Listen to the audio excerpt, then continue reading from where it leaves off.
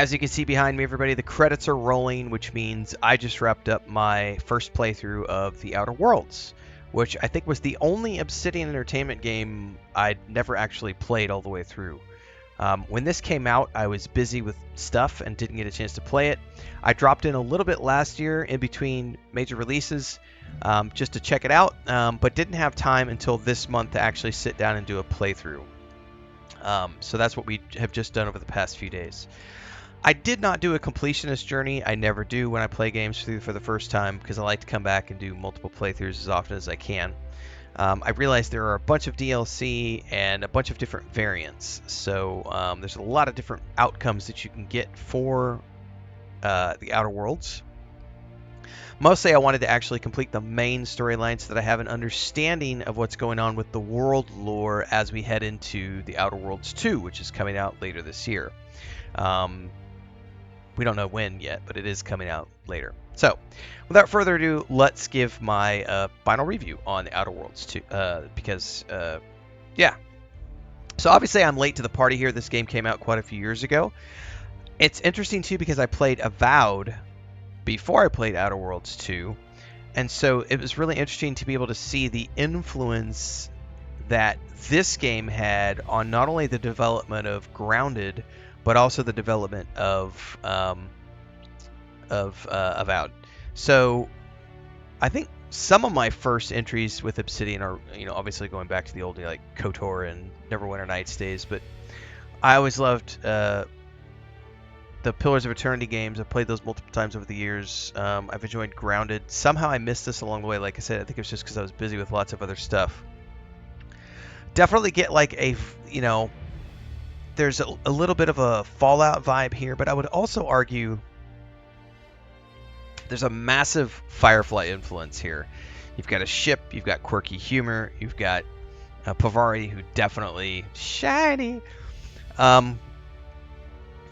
I'd say at the forefront of all of this, we have great writing, which I've come to expect from Obsidian over the years. They just have a really phenomenal writing team. Great voice acting across this. We got a lot of recognizable voices, and we were constantly like pausing the game with our live stream community, going through and going, "Hey, I recognize that voice actor from this. Is that the voice actor from that? Is this the guy who did that in Mass Effect? What about, is this the guy who did that in Red Dead Redemption?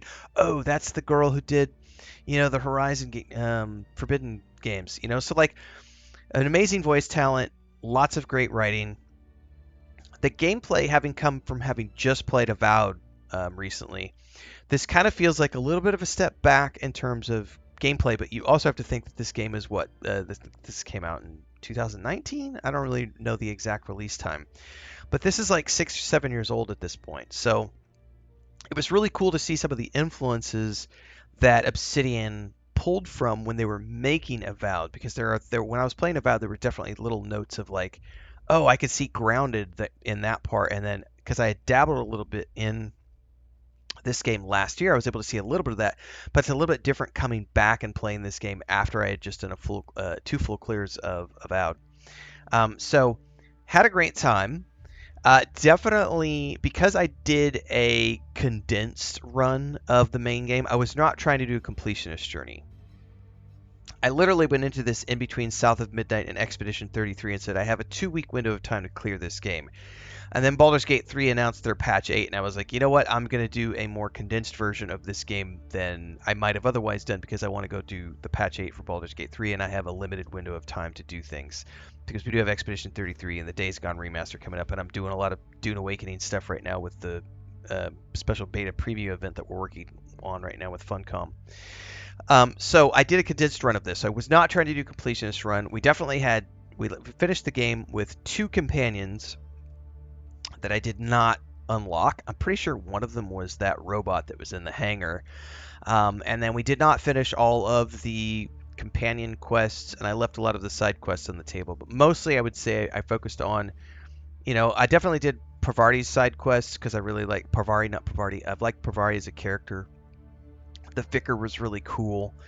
I think that the thing I really liked about this game was seeing some of the influences from Fallout and being okay, we've got our stat system and the way the skills level up, but then also having Like I think one of the coolest things about this game was like the armor and like the cosmetics to all of the armor sets was really sweet. And then being able to dive in there and customize the different armor and weapons with the mods that you find, but then also the way the mods are permanent unless you have your engineering high enough. What was really interesting was when, because I was focused on specific things for my character. I was doing like a stealth-based smuggler type character, not like smuggler, but like stealth-based um, conversation person, a charming. Because when you do, I like doing conversation characters because you get a lot of more dialogue options, and you traditionally get more XP out of those because you get more quests and different outcomes that don't always have to rely on combat. So what was really interesting to me was the way I focused on leveling up a bunch, because the cool thing about this is like even though there's like a speech tree, there's like um, basically you have persuade, lie, and intimidate, and I had only taken my persuade all the way up, but not my lie and intimidate. And then like in the I can't remember, I think it was the engineering or not engineering, I can't remember what it was now, where you have like hack, lockpick, and stealth, right? I took lockpick all the way up, but not hack. Quick commercial break, everyone, to celebrate and give thanks to all of these amazing people who keep me on the air full time. Really appreciate the support. All you got to do is join as a member. You get access to private videos. You can also do super thanks on any upload or super chats and stickers on any live stream or premiere you see. And beyond that, don't forget we're multi-streaming over on Twitch now, so you can support over there as well. Thanks so much to everybody. Let's get back to the video at hand. And there were a couple of instances in the games where, I couldn't get past certain areas because I didn't have my things leveled up all the way. But it was really interesting in the final stages of the game, after the point of no return, the conversation you have with, I forget the name of her character now, the lady at the very end, right before you get to Phineas.